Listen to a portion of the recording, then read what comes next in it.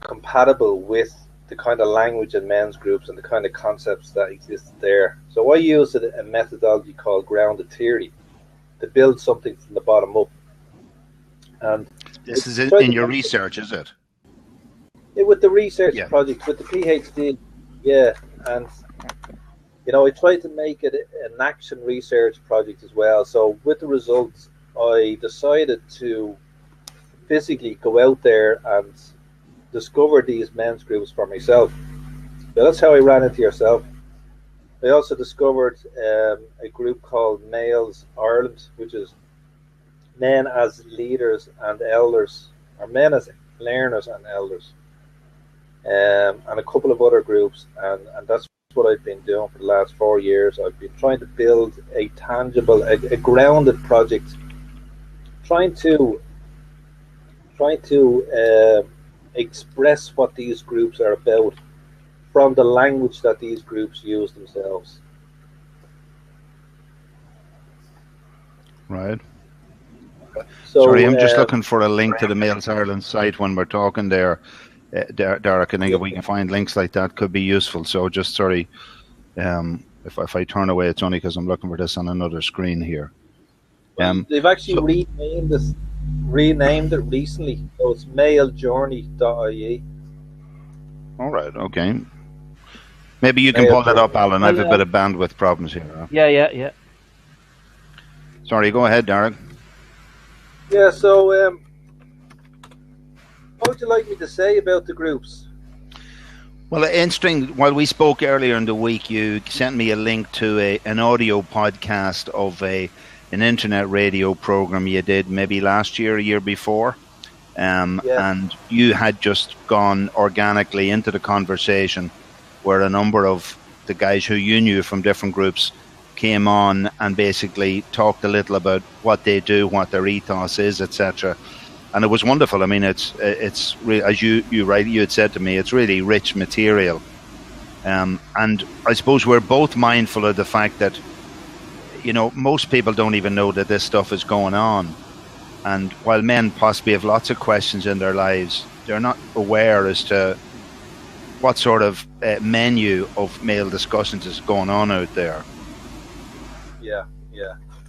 Well, I think we're living in an age, a very scientific age, you could say, so that, when people reach a crisis in their life, the options that are available to them are predominantly ideas based on medicine or mainstream psychology. So, there would be very little understanding of the existence of groups such as these men's groups and the kind of spiritual conception they would have, or psycho-spiritual. That the psycho-spiritual, conceptions seem to be very much out of favor these days. So people are, you're right, people are not aware of. Derek, why do you feel there's such a wide gap? I mean, is it just a deep-rooted prejudice? Well, I think we are. I think it does boil down to the fact that we are living in a very, scientific age. We're living in, from the cradle to the grave. We're educated in a certain way, which would be very, I suppose, materialistic, scientific, and the idea that if you have problems, you go to an expert, and the expert has been educated in these problems, and he tells you what to do. He tells you how to fix your problem, whether it's medication, which would lean on the idea that all your problems are due to some kind of chemical imbalance in your brain or something like that.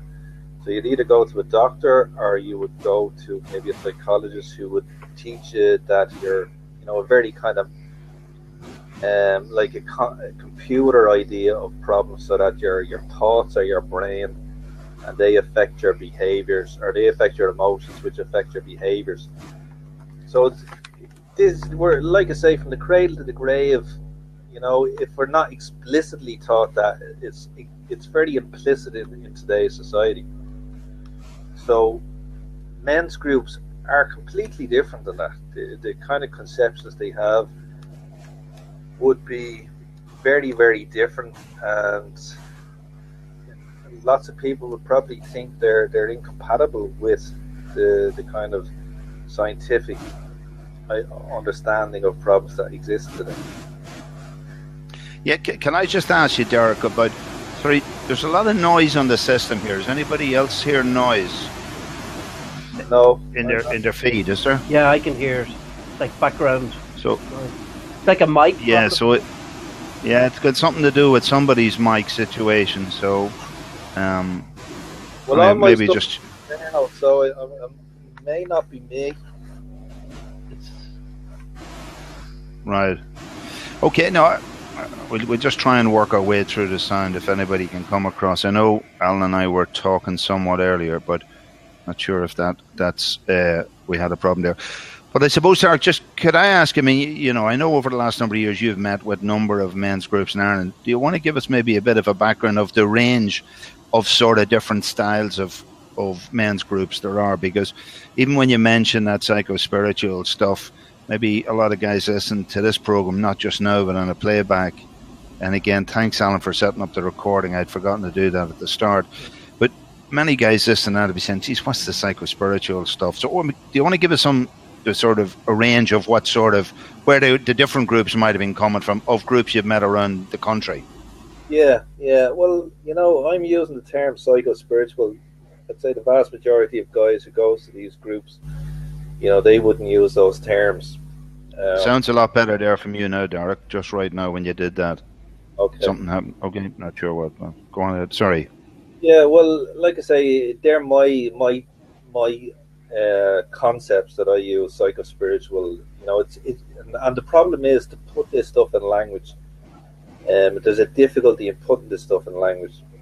But I would say, I've come across 5 different men's groups here in Dublin. You have Males Ireland, you have the Mankind Project, which are the 2 biggest, Fearle Céile, the original men's group that I was talking about that didn't have a name, but we call that Dublin City Men's Group, and another group called Hill Street Men's Group. And there are differences between all them groups, but there are similarities. So I would say it's probably might be better to start with the similarities first. Right. First of all, they all adhere to the idea of sitting in a circle. These are talking groups. These are not like the men's sheds where you're doing various activities. These are basic groups where men talk. So they all sit in a circle. And the circle is very important because I think, without it explicitly being said, it conveys the idea of everyone is equal. There's no head table. There's no one, expert up the front and the pew. You don't. It's not like a classroom setting. It's the opposite of that.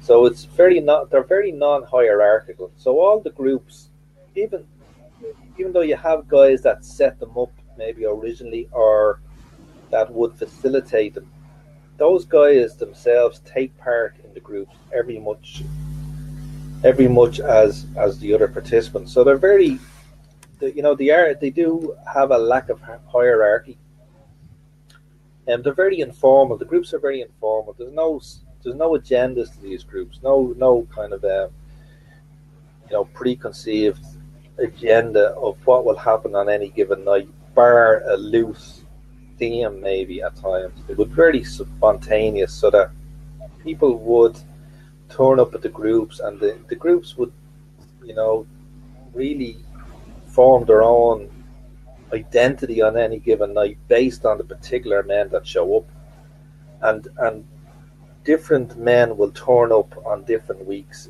They're loose groups. People drop in, they show up for a period of time and then they drop off, and then you might come back again a year or two later. So they're very informal in that respect. Regarding money as well, they would be very loose that way. So, some of the groups would accept small donations, but there's no fees, there's no membership, there's none of that kind of stuff. No, well, what and else have we got? At the same time, obviously, Yeah, get go ahead. anything off the ground, there has to be someone who's a key holder. Has to be some organisation there, I presume, to keep people up to date and keep people involved, etc. How do people learn about it? You know, and how is their continuity maintained? Yeah, well, a lot of there isn't any big advertising with all the groups. I would say the Mankind Project are the only group that advertise, and that there's a website called Meetup. Don't know if you've ever heard of Meetup. So they have an advertisement there. They're on that website offering a men's group. But that would be as far as their advertising goes, and the rest of the groups would be very little advertising. A lot of there's an expression that we get new members by attraction rather than promotion, and there's just a kind of inherent understanding that to go selling the groups is antithesis to the ethos of the groups. It's not about selling. They're about, kind of having the attitude that the groups are there. If you want to come along, great. If it's not for you, Derek, great as well. Yeah, So I was just going to ask you, has the work that you've go on. been involved in, has it taken you outside of Dublin, or is it just all located in Dublin? It has taken me outside Dublin. I have checked out a few groups around the country. There's other men's groups in Ennis, Cork, Donegal, up north, up in Belfast as well.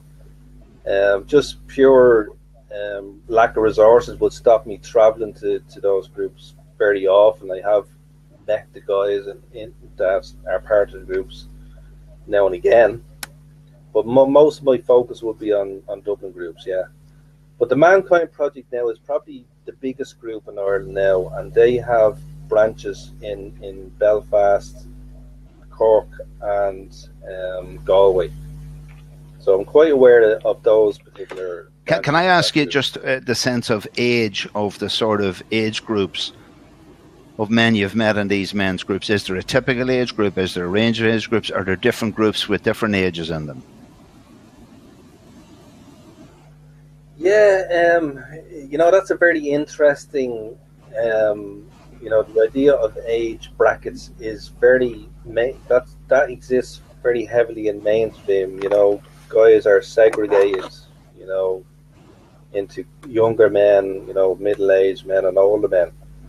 And I would say that's why I find the groups very different to how the mainstream, look at men and look at these kind of these kind of issues or whatever. Because I would say there is most men that go to these groups would be in their 40s, I would say. But you also get men, right up to 70s, late 70s. And what about young guys, Gareth? What about late teens, early 20s? They don't seem to be mentioned in this conversation, or they're not. Like I say, the majority of men would be in their 40s, but certainly you get a lot of men. You get a number of men in their late 30s, and you do get guys, the odd few guys in their 20s. And believe it or not, I was at a Mankind meeting a few years ago, and a guy of two young fellas of 16 years of age showed up, but they would be complete outliers. Like I say, the vast majority of guys that go to the groups would be in their 40s and possibly 50s. Yeah, I mean, but you do get just another question, I suppose. I mean, do you see these groups that you're talking about, the specific ones you're talking about, as men who've come together as activists against, say, myself and Alan's experience would have been becoming conscientized as a result of relationship breakdown and our exposition to what turned out to be a very discriminatory social, statutory and legal policy against separated fathers, insofar as if your relationship broke down, you were just expected to disappear. So our activism, etc., was driven by, you talk about grounded experience. It was down on your arse experience. And that's a particular drive, and that energy is obviously trying to become as public as possible to increase awareness. It seems to me the groups you're talking about are from a different standpoint. Is that right? Yeah, they are. The groups I'm talking about, and to be honest, the groups that I was driven or sought out myself for my own psychological reasons or personal development reasons. They are of that different energy than the activist groups you're talking about. But at the same time, I always felt there was maybe a connection, or a connection needed to be made between the more political groups and these particular, self-development groups or whatever you want to call them. And one reason would be, that a lot of guys who have been involved in breakups or are going through marriage difficulties end up in the particular men's groups I'm talking about. And marriage breakups are a huge deal, for anybody, I suppose, but particularly for men, I think. And maybe the particular guys in the groups that would, have gone through marriage breakups, I certainly feel that when they get to the men's groups, they find a very safe place to express what they're going through, and maybe that place doesn't exist. There isn't many of them places outside men's groups in today's just society. Again, what do you define as safe? I mean, I often find that word being used an awful lot. It's a safe place to speak. I mean, how do you? I mean, I wonder. There's probably lots of different interpretations, but how do you see that word fitting in?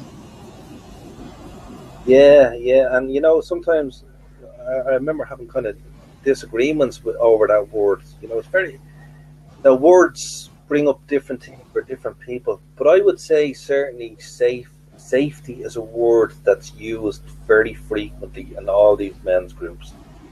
And that's significant, really, because I suppose what people are saying is that, there isn't a lot of places outside men's groups where men actually feel safe. But when you mean safe, you don't mean physically safe, I presume. Sorry, is it?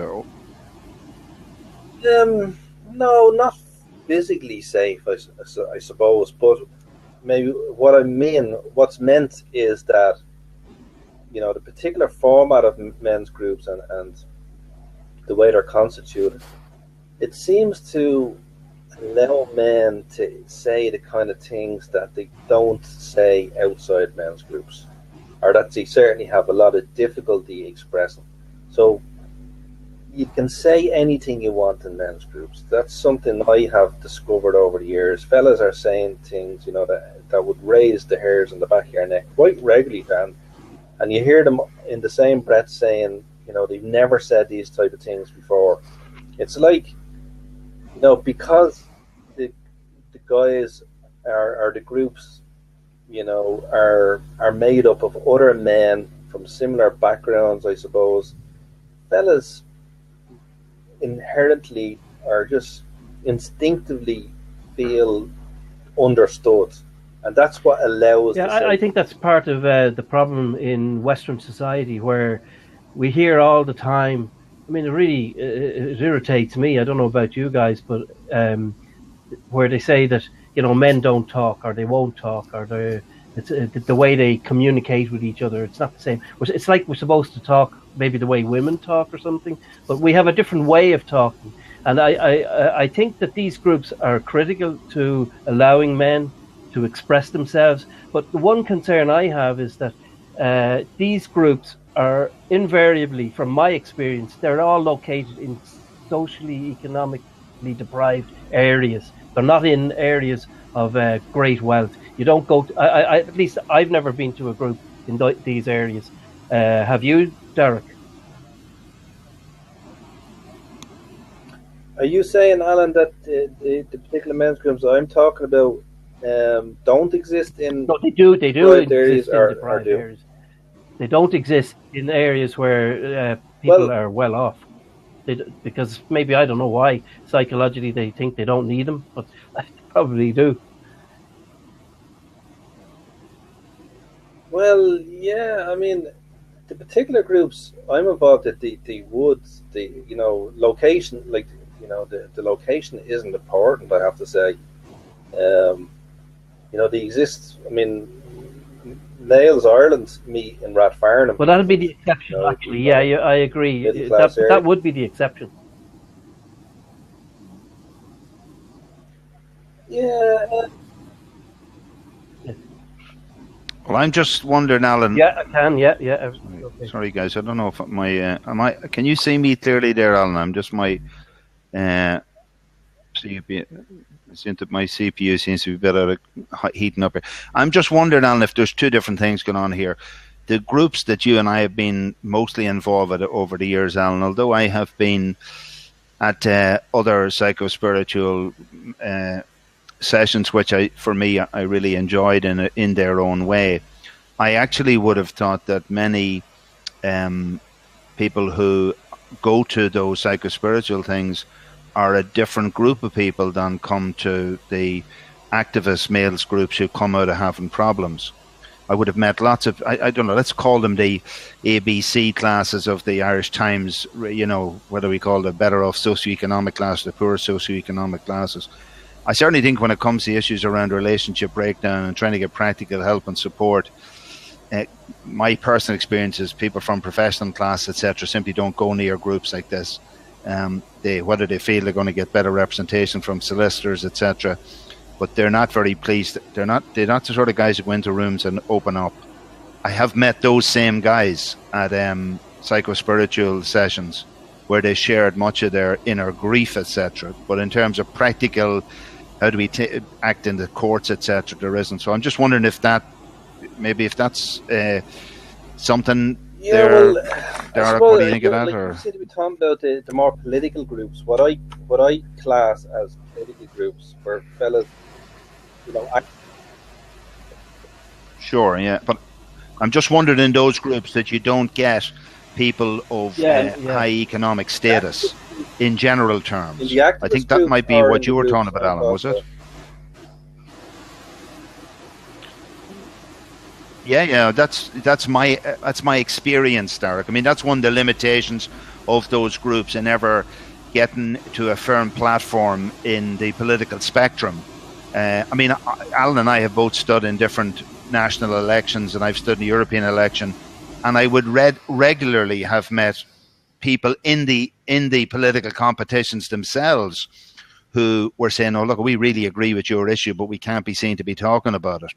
So, whereas I would have met those type of people also in the Males Ireland type of environment, but because it doesn't talk about being sort of politically incorrect or challenging the system, maybe they're happier going into those groups. But there is a difference, I think, in the sort of people who are going to both of those, and I wonder what that means, or I would say, is there something to be learned from that? The psycho-spiritual groups that I'm talking about, you do get a mix of guys. There's, you might get solicitors, whatever, architects, but they would be in the minority. There is a sense that, similar to the age brackets, that the majority of men are in their 40s, but you do get fellas up to 70 and down to 20s as well. They would be in the minority, and same as regards social class. I don't really like that term, but most of the guys would be ordinary guys. I would describe them as, in that they would be maybe civil servants, teachers, tradesmen. You don't get you get very few of the extremes of, say, labourers from building sites at one end, and then on the top end, architects, solicitors, those kind of guys, they would be in the minority. You know what I'm trying to say?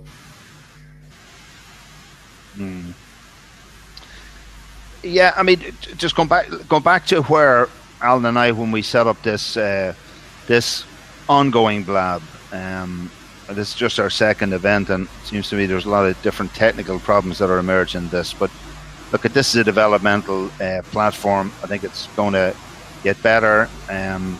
But I suppose our vision was to support the dialogue throughout the world on men and whatever issues they have. And it's interesting, there's a question for me. It's not that young guys don't have any things they want to talk about or that they're not prepared to talk, but how can we create this interfusion of experience and views of the world where people can learn from each other?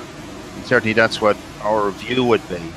And the question also is this idea of men under the radar, or the concept of increasing the awareness of the presence of and the sort of things that happen within men's groups. Okay. Yeah, well, I mean, I've thought about this issue of attracting younger men for quite a while now, and I know it's come up in Dundalk, the Dundalk course up there. It's one of the main, one of the central ideas of how we can mentor young men. And there is an inherent difficulty in attracting younger men to these particular men's groups I'm talking about. Like I say, the odd guy does come in, the odd guy in his 20s would come in.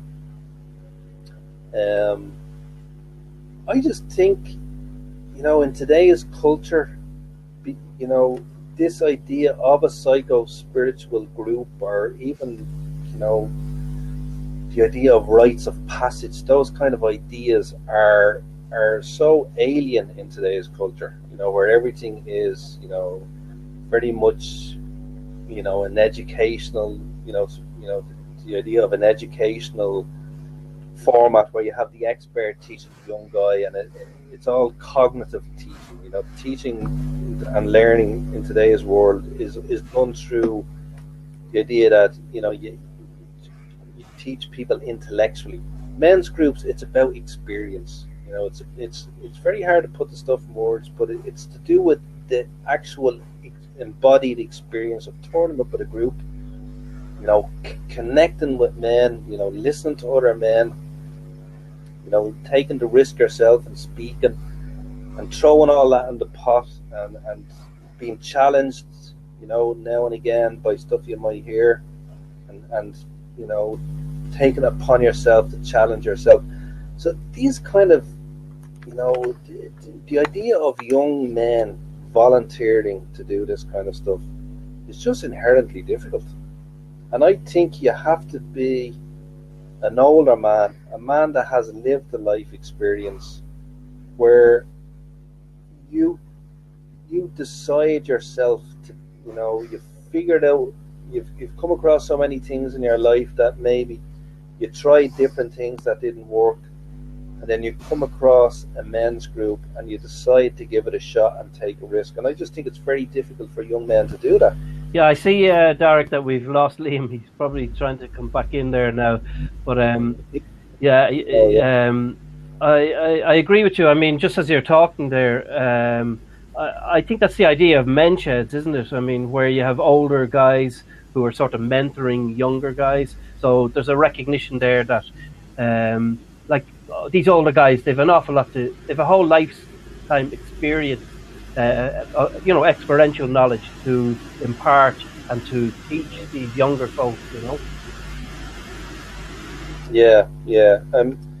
That is the idea, and there's huge value in that, and that is the idea of men's groups. That is one of the main positive things they provide is mentoring, and fellas learning from other guys.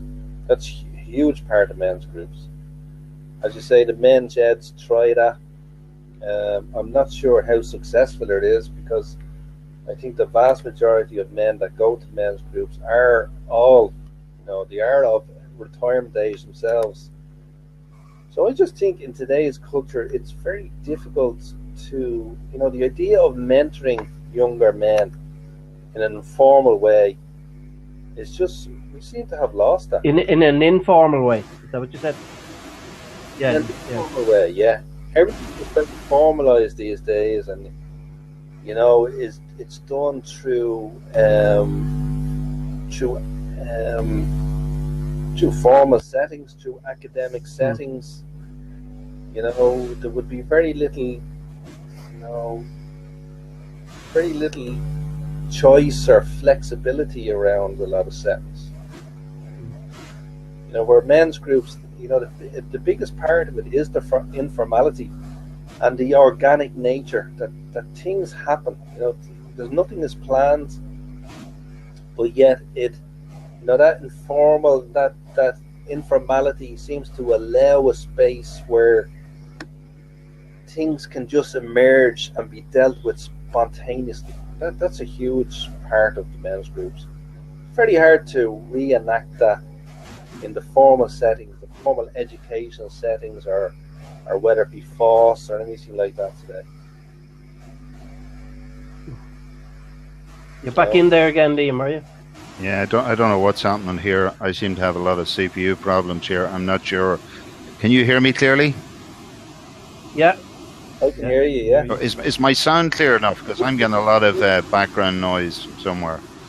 Anyway, I was listening to the background there, Derek, and just one of the things I want to say is, I mean, there's always this sort of conflict within me about structure and organic self-realization. I would say that of the men's mythopoetic or sort of psycho-spiritual sessions that I've been at, every one of these had a structure. Every one of them was led by leaders who knew what they were doing. And I think they would feel very strongly that this leadership concept is very important to have. It's not just a crowd of guys getting into a room and expecting the Holy Spirit to arrive. There are rituals, and so I think that's important. And I know they operate through the medium of rituals, and it's the ritual which creates, it seems to me, the scaffold which allows people to operate safely in a scaffolded environment. I don't know. It's very right, and I may have painted them as being, completely, anarchic. No, they are loose. But there is a framework. There is the scaffolding, as you say, the rituals, certain understandings, and they are absolutely very important, because there has to be that. The groups often, the guys in the groups often talk about a container. The container has to be created, the safe container, and that's done through ritual and stuff like that. I mean, the other sense that I would have in engaging in sessions like this is that there's almost an inherent trust that seems to exist once you enter that ritualized process. Sometimes I feel people may sense that they can disclose things which won't be bandied around the place. Maybe there's an element of that safety in it. And that's not something that people would be too familiar with. I don't think men in their day-to-day communications at work, etc., would feel free often particularly to disclose their dilemmas or vulnerabilities. Because we're in a competitive world where it's dog eat dog at work. If you show weakness, somebody else is looking for your position. And because men have traditionally been the providers, they had to, like, if you had to go out hunting somebody in the old days and you told a fella, well, I'm not feeling too emotionally strong today, you wouldn't be coming home with much bacon, and you'd be gone out of the house very rapid. Yeah. I mean, confidentiality is very, very important, definitely. The groups, they do serve a need. I mean, I don't like playing up too much, the vulnerability of guys and stuff like that. But these aren't guys that are... Yeah, I mean, just to say vulnerability, I didn't mean that in even a victim sense, but I mean, on lots of levels, there are things of which I am undecided about. I've learned in life to realize that they're my strengths rather than my weaknesses. My weaknesses were when I think I knew things. I use vulnerabilities in a much, much more positive and powerful sense than I might have displayed it, right? Sure. Yeah. No, I mean, there is an inherent problem, in language and in using, certain, terms to describe this stuff. But just to affirm that these guys are functioning quite well in the world. There's a range. I mean, some guys are going through pretty horrific stuff. But in general, these are guys that made a choice to come to men's groups. These guys weren't, picked up by, they weren't referred on by anybody. These guys are entering these groups voluntarily, and they do serve a purpose. I always get back to the fact that, in all societies for all time, there was always a men's space. And today there's no men's space. I'm old enough to remember the last of the men only bars in Dublin, they're gone now. And there is a need, I think, for a male only space. There is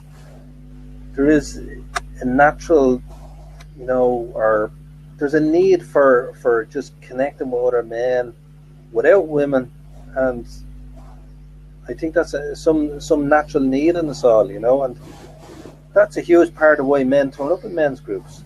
It's not all about dealing with heavy stuff that you might be going through. It's just simple connection. Okay, listen, I'm mindful of our time, guys. We said we'd stick to 45 minutes, and apologies again. One, thanks anybody who joined us. I see we had a few new visitors there today. Apologies for whatever technical problems we're having. But just before we go, Derek, and I think we review afterwards how we can continue the conversation, because it appears to me we're just getting going with this. But I just want you to tell us about the event that's going on next week on Saturday the 12th of December. You want to give us a quick promo on it? Yeah, well, it's happening on the 12th, next Saturday in Mantalk University. It's the title of it.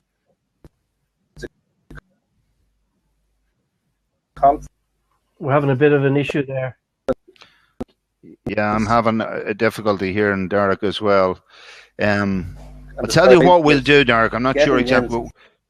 Issues on the. Yeah, I'll tell you what we'll do, Derek. This is obviously a bit of a disaster right now, but what we'll do is we'll take the notification stuff that you sent me, Derek, and we'll put it into the comment section of the YouTube video, which we'll upload in the next 24 hours. So listen, I'd like to thank Derek again for joining us today with the various problems we have. And again, as always, thanks to Alan, particularly being able to kick it in when my system went down.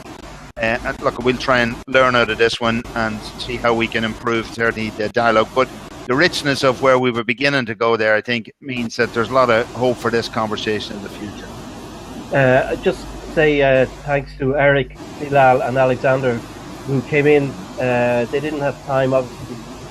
We were down to 3 minutes, so there wasn't much of an opportunity for them to join the conversation. But maybe they'll join us next week, okay? Oh yeah, and we'll schedule the next event so people will know in advance, and hopefully we can learn from our technical problems. Thanks again, Derek. Final word with you, Derek. Final word. Yeah, I'd like to thank you, Liam. This is a great initiative, and I'm delighted to be on and look forward to continuing the conversation. And thanks also to you, Alan, and good to connect with you again. Yeah, good to talk to you too. Okay. Okay, folks, so I'll just switch us out. I'll switch Derek out first, and then I'll switch Alan out, and we'll close up then. Alan, you might, my recording would have dropped out, so you might look after the recording. Would you do that when I just pause it, is that it, yeah? Yeah. Yeah, okay, right. Right, or stop it, actually. I'll stop it now, yeah, okay. Okay, all right.